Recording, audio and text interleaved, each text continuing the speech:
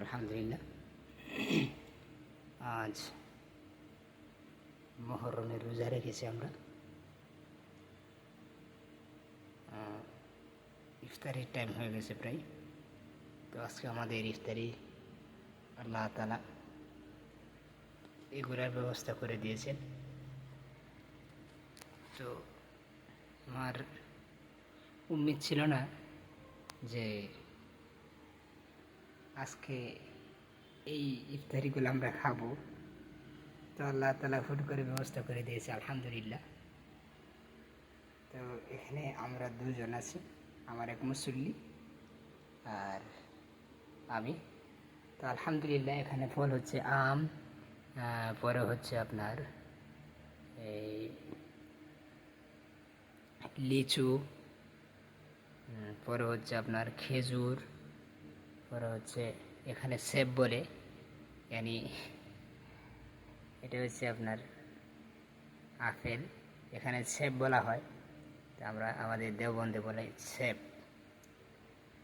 তো আপেল ধরেন আপেল, আর এটা হচ্ছে জাম, আর শসা আছে, আর বিভিন্ন আইটেম আছে আলহামদুলিল্লাহ। তো এখানে আছে শরবত, এটা শরবত, এটার মধ্যে বিভিন্ন প্রকার জিনিস আছে এটার মধ্যে। তো আলহামদুলিল্লাহ আজকে উম্মিদ ছিল না যে মালিক এরকম খানা খাওয়াবে, তো হুট করে মালিক ইন্তজাম করে দিয়েছে, এই জন্য শুকরিয়া আলহামদুলিল্লাহ। তো এটা তাকাল্লুফের জন্য না, এটা কাউকে দেখানোর জন্য এটা ভিডিওটা করি নাই। এটা মানে আল্লাহ তাআলা যে আমাদেরকে নিয়ামত খাওয়ায় এটা বুঝাইতে চেয়েছিলাম আর কি। সারাদিন তো কোনো চিন্তা ফিকিরই ছিল না কি খাবো, কি ইফতার করব। তো ইফতার আগ মুহূর্তে মালিকে এই ব্যবস্থাগুলো করে দিয়েছে। তো এই জন্য শুকরিয়া আদায় করা হার হালতে। এটা ভিডিওটা বানানোর মূল উদ্দেশ্য হচ্ছে যে যারা আমরা রোজা রাখি না এই মুহররমের, তো আমরা রোজা রাখবো, আল্লাহ তাআলা আমাদেরকে ভালো নিয়ামত খাওয়াবে আশা করি।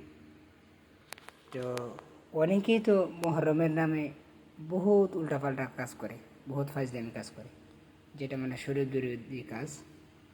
তো শরীয়ত বিরোধী কাজ করা না কইরা আমরা যে হুজুর সাল্লাল্লাহু আলাইহি ওয়াসাল্লামের সুন্নত এবং হযরতে মুসা আলাইহিস সালামের সুন্নত এটা, তো আমাদের নবী হযরত মুহাম্মদুর রাসূলুল্লাহ সাল্লাল্লাহু আলাইহি ওয়াসাল্লাম উনি এই রোজাটা রাখতেন যতদিন তিনি জীবিত ছিলেন। ইহুদিরা তো একটা রোজা রাখতেন, শুকরিয়া তার।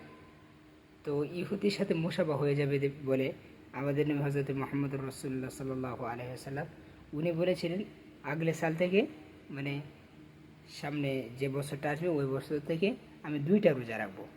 তো হুজুর সাল্লাল্লাহু আলাইহি ওয়াসাল্লাম 2টা রোজা রাখতেন। এর কিছুদিন পরে হুজুর সাল্লাল্লাহু আলাইহি ওয়াসাল্লাম ওয়াফাত হয়ে গেছেন, উনি দুনিয়া থেকে চলে গেছেন। তো এটা হুজুর সাল্লাল্লাহু আলাইহি ওয়াসাল্লামের শান, এটা সুন্নত, আমাদের অন্য অন্য যে নবীরা আছে তাদের সুন্নত। তো এই হিসেবে আমাদের হুজুর সাল্লাল্লাহু আলাইহি ওয়াসাল্লাম এই রোজাটা রাখতেন। ওনার যে ভাই মুসা আলাইহিস সালাম উনাকে মহাব্বত করে, ওনার শরীয়তকে মহাব্বত করে তো উনি রাখতেন এটা। এটার মধ্যে বহুত ফায়দা আছে এই রোজাটার মধ্যে, 2টা রোজা, এটার মধ্যে অনেক ফায়দা আছে। যাক, এত আলোচনা করার এখন সময় নেই। তো ফায়দাগুলো জেনে নেবেন, আপনাদের পার্শ্ববর্তী ইমাম আছেন, আলিম উলামা আছেন, তাদের থেকে জেনে নেবেন।